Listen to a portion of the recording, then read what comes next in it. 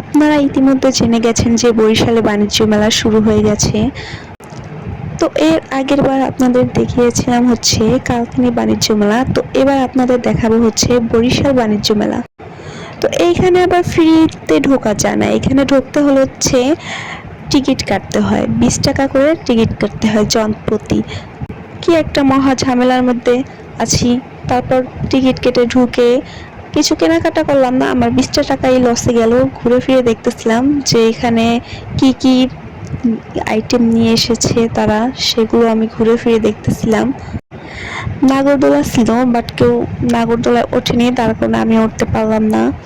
যাই হোক, এখানে আমি আর কিছু কিনি বা না কিনি, এখানে তো ঘুরে ঘুরে আমি দেখতে পারি বা ভিডিও নিতে পারতেছি।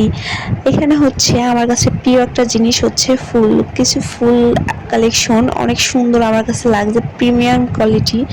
যাই হোক, আমি তো কিনতে পারবো না, তো ভিডিও করে রাখলাম। আর কি আর করার, যাই চলে যাই, কিনতে তো আর কিছু পারবো না, দেখেই যাই।